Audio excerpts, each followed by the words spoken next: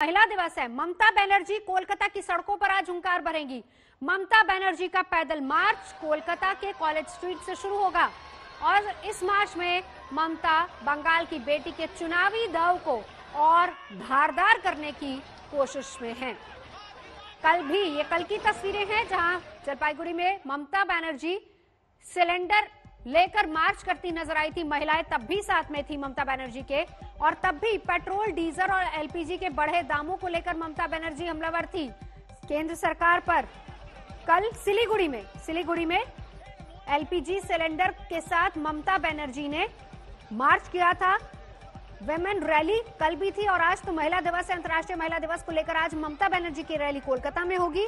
कल भी 1.5 से 2 किलोमीटर की पदयात्रा ममता बनर्जी ने की थी, यानी वही अंदाज ममता बनर्जी का, स्ट्रीट फाइटर, पैदल मार्च करके जनता के बीच पहुंचना।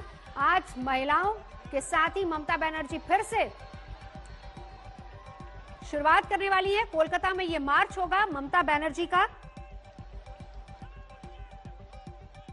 चुनावी सरगर्मियां लगातार पश्चिम बंगाल में गर्म है। कल प्रधानमंत्री की भी रैली हुई थी, जिसके जवाब में जो आरोप वहां से उस मंच पर लगाए गए, ममता बनर्जी ने सिलीगुड़ी में उसका जवाब भी दिया था रैली के दौरान।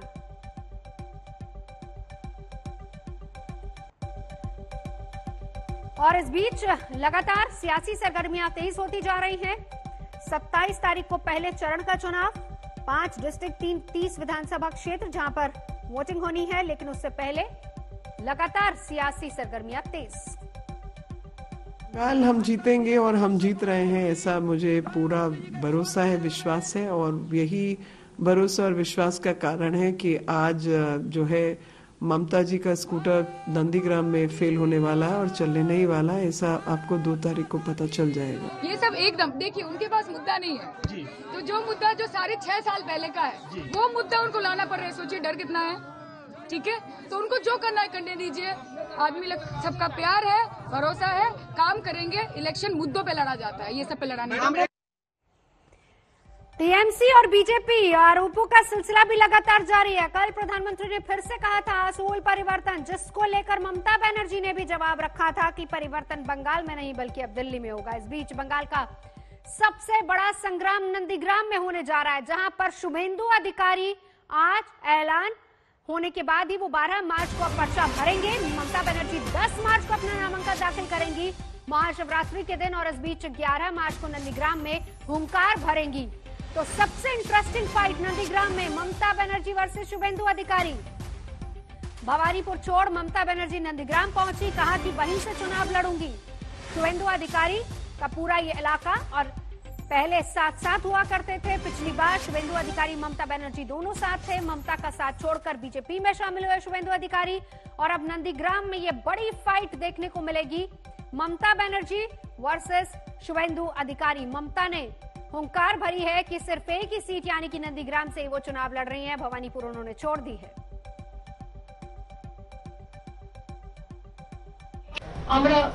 আমি নন্দীগ্রামে লড়ছি। আমি যখন কথা দিই কথা রাখি, কিন্তু এবারে আমি ভবানীপুরটা আমার সহকর্মী শোভনদেব চট্টোপাধ্যায়, তার বাড়ি এখানে, তিনি বক্সিং ক্লাব থেকে শুরু করে এপাড়ায় মানুষ হয়েছেন। আমি নন্দীগ্রাম থেকেই দাঁড়াবো। আমি নন্দীগ্রামে মমতা বন্দ্যোপাধ্যায়কে হারাবো।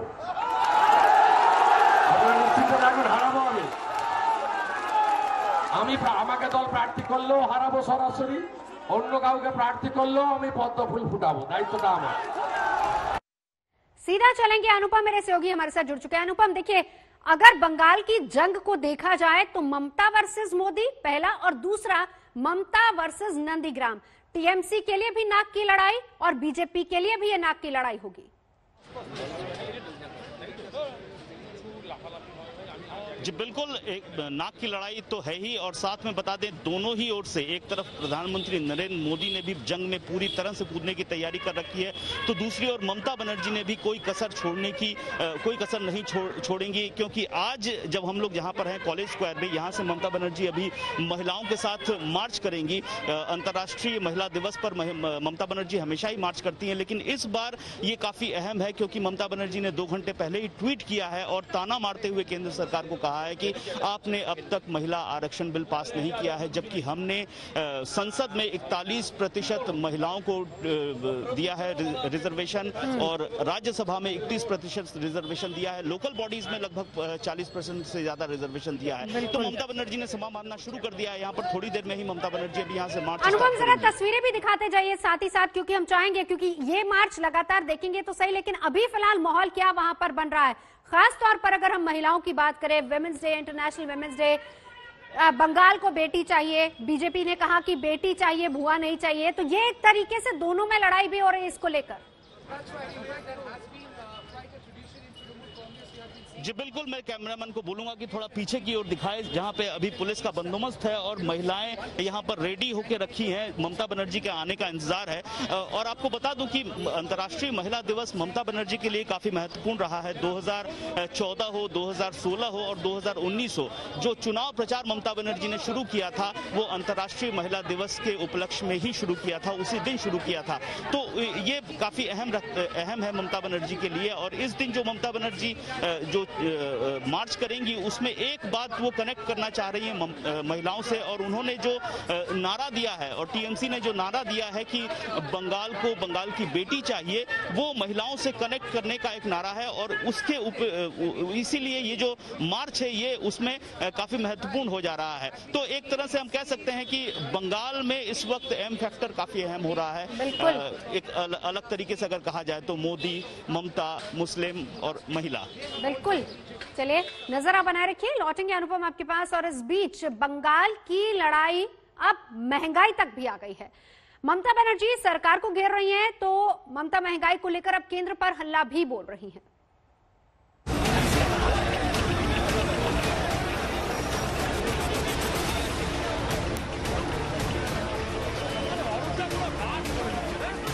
ইলেকশনের আগে উজালা আর ইলেকশনের পরে झुमला। ममता ने केंद्र सरकार की दुखती रग पकड़ ली। महंगाई पर गुस्सा ममता का सियासी हथियार। बंगाल के रण में महंगाई बनेगी मुद्दा। पेट्रोल और डीजल के बेतहाशा बढ़ते भाव बंगाल ही क्या पूरे देश की जनता के लिए परेशानी का सबब बने हुए हैं। इनके भाव अंतर्राष्ट्रीय बाजार से सीधे जुड़ने के बाद से कोई नहीं कह सकता कि अगले दिन इनके रेट में बढ़ोतरी का कितना बड़ा झटका लगेगा। अब तक पीएम मोदी का जादू महंगाई के मुद्दे पर भारी पड़ रहा था, लेकिन अब ममता का जरा ये अंदाज देखिए। ममता हाथ में गैस की कीमत से जुड़े सवाल लेकर 2.5 किलोमीटर तक चली और फिर केंद्र सरकार पर तीखे हमले बोले। बीजेपी के चाই না, গ্যাসের দাম বাড়ানোর মালিক বিজেপি কে চাই না, রেল বিভাগের মালিক বিজেপি কে চাই না। ममता ने काफी सोच समझकर महंगाई को बीजेपी के खिलाफ बड़ा मुद्दा बनाया है। सिलीगुड़ी में उनकी रैली में काफी तादाद में महिलाएं भी शामिल हुई थी। ममता की रणनीति थी कि उनके खिलाफ बीजेपी के कुछ बड़े मामलों से हटकर चुनाव का एक बड़ा मामला महंगाई बने।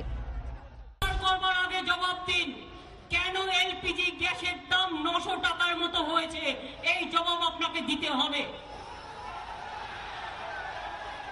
আগে বলুন ডিজেলের দাম কেন বেড়েছে, জবাব দিন। পেট্রোলের দাম কেন বেড়েছে, জবাব দিন। ममता ने पेट्रोल डीजल गैस का मामला उठाया है तो इसकी बड़ी वजह है किचन से लेकर आने जाने पर बड़े खर्च ने हाल ही में लोगों की परेशानियों को बेतहाशा बढ़ाया है। 2 महीने पहले दिल्ली में पेट्रोल 83 रुपए 71 पैसे प्रति लीटर था और कोलकाता में 85 रुपए 19 पैसे। आज दिल्ली में इसके भाव 91 रुपए 17 पैसे प्रति लीटर हैं और कोलकाता में 91 रुपए 35 पैसे है। 2 महीने पहले दिल्ली में डीजल 73 रुपए 87 पैसे प्रति लीटर पर बिक रहा था। कोलकाता में इसका रेट 77 रुपए 44 पैसे था। आज दिल्ली में डीजल का रेट 81 रुपए 47 पैसे है और कोलकाता में 84 रुपए 35 पैसे है। रसोई गैस का भी झटका सबसे ज्यादा लगा है। दिल्ली में 2 महीने पहले सिलेंडर 694 रुपए का आता था। कोलकाता में इसकी कीमत 720 रुपए 50 पैसे थी। आज गैस का सिलेंडर दिल्ली में 819 रुपए पर बिक रहा है और कोलकाता में 845 रुपए 50 पैसे का। जरा बंगाल के प्रभारी कैलाश विजयवर्गीय की बात सुनिए, जो सीधे जवाब नहीं दे पा रहे हैं। पेट्रोल के दाम बढ़े हैं, डीजल के दाम बढ़े हैं, ये वो चुनाव को प्रभावित करेंगे या नहीं करेंगे, पर हाँ, लॉ एंड ऑर्डर, आदमी की जान की रक्षा, ये बहुत महत्वपूर्ण है। उसके बाद फिर बड़ी संख्या में यहाँ पर बेरोजगारी, यहाँ पर उद्योग नहीं लगना, उद्योग बंद हो जाना। 26,000 उद्योग पिछले 40 सालों में बंद हुए हैं। महंगाई ही वो मसला है जो बीजेपी को दाएं बाएं बात करने पर मजबूर कर देता है। ममता महंगाई पर बीजेपी को घेरने की पूरी कोशिश कर रही है। देखना ये है कि क्या इससे निजात के लिए सरकार महंगाई कबूल करने के लिए कुछ कदम उठाती है या नहीं। आज तक ब्यूरो। तो अभी तक बंगाल में नीतियों को लेकर बीजेपी हमलावर थी ममता पर, लेकिन कल से ममता ने अपना स्टाइल और पैतरा बदला, जहां पर ममता ने महंगाई एलपीजी को लेकर सिलीगुड़ी में कल पहली बार पैदल मार्च निकाला और उसके बाद रैली में ममता बनर्जी केंद्र सरकार पर बरसी। डीजल और पेट्रोल की कीमतों को लेकर, एलपीजी सिलेंडर की महंगाई को लेकर ममता बनर्जी ने सीधा केंद्र सरकार को घेरना शुरू किया, बीजेपी को घेरना शुरू किया। और आज अंतर्राष्ट्रीय महिला दिवस पर भी ममता जब कोलकाता की सड़कों पर उतरेंगी तब भी मुद्दा ये, सरकार मुफ्त रसोई गैस दे रही है, इसको लेकर भी ममता बनर्जी ने एक तरीके से सरकार को घेरने की कोशिश की। आज अंतर्राष्ट्रीय महिला दिवस के दिन भी ममता महंगाई के मुद्दे को लेकर सरकार को घेरेंगी, बीजेपी को घेरेंगी। वैसे राज्यसभा में आज ये मुद्दा काफी ज्यादा गूंजा।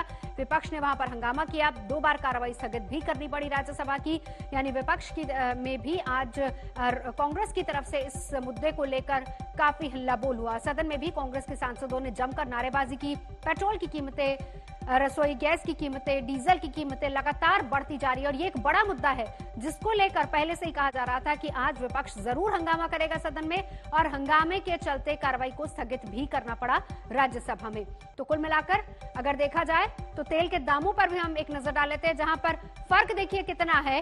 पेट्रोल की कीमत की अगर बात करें तो 1 जनवरी से आज तक कितनी ज्यादा महंगाई बढ़ी, जरा वो भी देख लीजिए, जिसमें 83 रुपए जो कि 1 जनवरी को था, लेकिन आज 91 रुपए 17 पैसे में पेट्रोल मिल रहा है। डीजल 73 से बढ़कर 81 रुपए तक पहुंच गया। एलपीजी सिलेंडर 694 रुपए में मिला करता था 1 जनवरी तक, लेकिन आज की तारीख में 819 रुपए इसकी कीमत हो चुकी है। पेट्रोल, डीजल, एलपीजी गैस, इन्हीं की बढ़ती कीमतों को लेकर विपक्ष भी हमलावर है और ममता बनर्जी भी घेर रही है सरकार को। प्रतिपक्ष खड़गे साहब है राज्यसभा में। खड़गे साहब, आप लोगों ने आज दिया था स्थगन प्रस्ताव महंगाई पे बातचीत करने के लिए, सरकार क्यों भाग रही है? आपको लगता है चुनाव है इसलिए सरकार बचना चाहती है इस बहस से? देखिए, वो चुनाव के लिए भाग रहे, क्या चुनाव के लिए कर रहे वो मैं नहीं जानता। मुझे इस अब जो जनता संकट में है और अपने तकलीफ में फंसे हुए हैं उनको बाहर निकालना है। और आज जो प्राइसेस बढ़े हैं, शायद ये देश में इतने हाई प्राइसेस कभी भी पेट्रोल, डीजल, एलपीजी के नहीं हुए। आपको भी मालूम होगा, ये शायद आपको इसका शॉक नहीं लगा होगा, लेकिन देश के हर महिला को, हर किसान को, हर आदमी को, हर मिडिल क्लास के आदमी को इसका शॉक लगा है। इसलिए हम चाहते हैं कि एक तरफ छोटे मोटे कारखानेदारों को भी इसका शॉक लगा है, तो हम ये चाहते हैं कि प्राइसेस कम हो और लोग जो अब आज तबाह और बर्बाद हुए हैं और इकोनॉमी सब उनकी तबाह हो रही है, तो हम यही चाहेंगे कि इसको वो पीछे ले। राहुल गांधी जी ने भी ट्वीट किया है सर, इस पे महंगाई की जो मार पड़ रही है जनता पे, कांग्रेस पार्टी कैसे इसको आगे और उठाएगी सदन के अंदर? नहीं, हम तो उठाए हैं, हम आज भी प्रोटेस्ट चालू करेंगे। तो संसद के अंदर हंगामा हुआ तो पंजाब में भी विधानसभा के बाहर खूब जोर शोर से हल्ला बोल हुआ, जमकर नारेबाजी की गई, पानी की बौछारें हुई, बैरिकेडिंग पर पुलिस से झड़प भी हो गई। अकाली दल ने यह विरोध कैप्टन अमरिंदर सिंह की सरकार की नीतियों के खिलाफ किया है। शुक्रवार को बजट सेशन के बाकी हिस्से से अकाली दल के विधायकों को सस्पेंड कर दिया गया था और इसी को लेकर ये विधायक सड़कों पर उतर आए और आज के हंगामे के बाद अकाली दल के 10 विधायकों का विधानसभा से निलंबन वापस ले लिया गया। अपनी मांगों के साथ साथ ये भी एक मुख्य मांग थी अकाली दल के विधायकों की।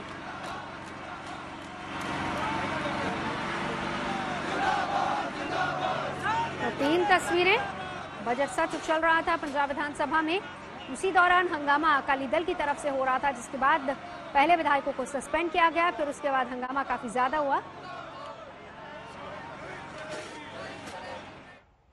और अब एक और बड़ी खबर उत्तराखंड से, जहां पर सीएम त्रिवेंद्र सिंह रावत की कुर्सी पर खतरे के बादल मंडरा रहे हैं। त्रिवेंद्र सिंह रावत को आला कमान ने दिल्ली तलब कर लिया। आज 4:30 बजे बीजेपी अध्यक्ष जेपी नड्डा से मुख्यमंत्री त्रिवेंद्र सिंह रावत मुलाकात करने वाले हैं और ऐसे में अन्य नामों को लेकर भी चर्चाएं लगातार हो रही हैं। विधायकों से लगातार उनकी राय मांगी जा रही है। शाम 4:30 बजे नड्डा से मुलाकात है त्रिवेंद्र रावत की।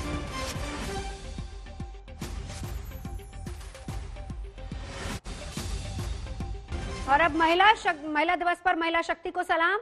दिल्ली में अलायंस एयर की एक उड़ान की पूरी कमान महिलाओं के हाथों में है, तो नौसेना में भी महिलाओं का दमखम दिख रहा है। दिल्ली में ऐसी पुलिस कंट्रोल रूम वैन भी है जिनका पूरा जिम्मा महिलाएं ही संभालती हैं। और वहीं टीकरी बॉर्डर पर महिला किसानों ने आज हक की आवाज बुलंद की, तो दिल्ली के विकासपुरी में महिला सुरक्षा कर्मियों ने फ्लैग मार्च निकाला।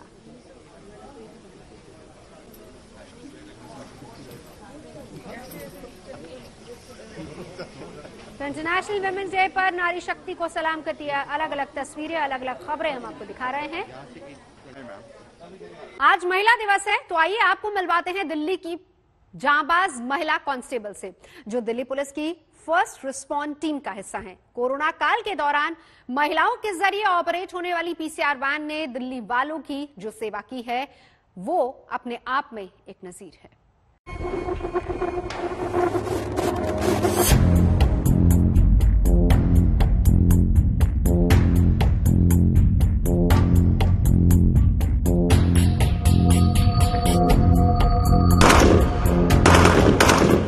ये देश की नारी शक्ति है, हर मोर्चे पर सबसे आगे। चाहे आसमान से दूरी नापनी हो या धरती पर दुश्मनों से लोहा लेना है, किसी से पीछे नहीं है महिलाएं। देश की आधी आबादी की बढ़ती ताकत की गवाही देती है ये है दिल्ली की first responder team. Delhi police की महिला पुलिसकर्मियों से संचालित होने वाली दिल्ली पुलिस की पीसीआर वैन।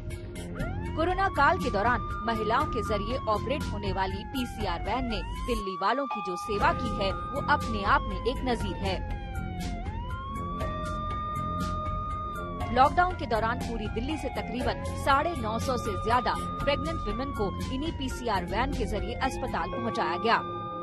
हम जो महिला इंस्पेक्टर है पीसीआर की, उनसे ही बात करते हैं। मैम, लॉकडाउन के दौरान खासकर इस पीसीआर के बारे में काफी चर्चा हुई, किस तरह की कॉल्स आई?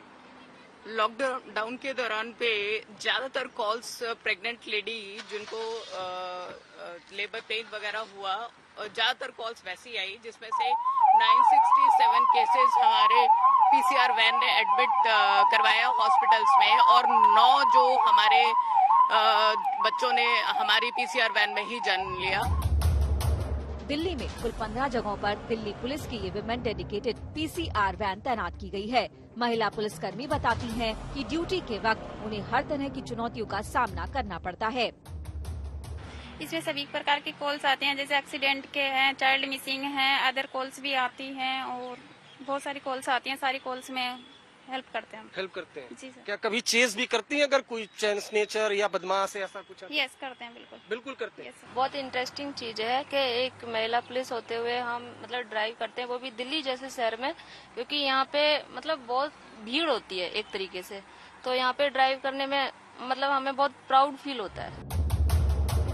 किसी को सुरक्षा का एहसास कराना बेहद अहम जिम्मेदारी होती है। ये जाबाज महिला पुलिसकर्मी इस जिम्मेदारी को बखूबी निभा रही है। महिला दिवस पर इन तमाम जाबाजों को सलाम। दिल्ली से अरविंद ओझा के साथ आज तक ब्यूरो। सबसे पहले बिहार के मुख्यमंत्री नीतीश कुमार की जो विधान परिषद में बहस के दौरान गुस्से में आ गए। एक सवाल को लेकर मुख्यमंत्री आरजेडी और कांग्रेस के विधायकों पर बरस पड़े और सारे कायदे कानून समझा गए। अगर प्रश्न करते हैं तो उनके प्रश्न का उत्तर होता है, तब दूसरे सदस्य प्रश्न करेंगे। आप पहले वो बोल दिए हैं, उसका उत्तर सुनिए, तब फिर प्रश्न करिए। पूरक एक बार ही जवाब देते हैं लोग। नहीं, इससे पहले बात नहीं, ऐसा कौन? आप जरा नियम जानो।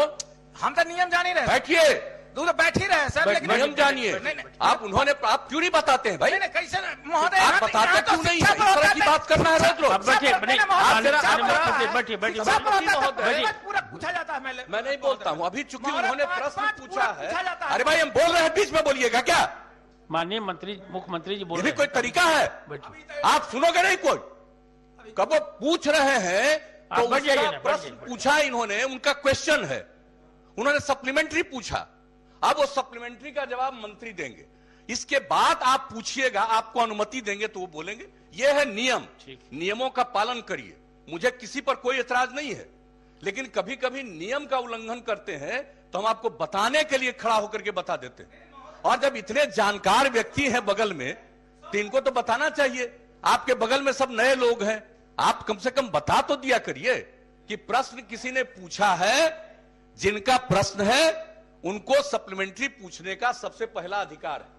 और सभापति महोदय आपसे भी कहेंगे कि ये बात कह देना चाहिए, बाकी पूछिए ना, आपसे कोई दिक्कत थोड़ी है, लेकिन पहले उनका उत्तर का जवाब दे देने दीजिए। नहीं, माननीय मुख्यमंत्री जी का हम सम्मान करते हैं, लेकिन इससे पहले भी देखा जाए महोदय, एक एक क्वेश्चन पर 5-5 सप्लीमेंट्री एक साथ होता है महोदय।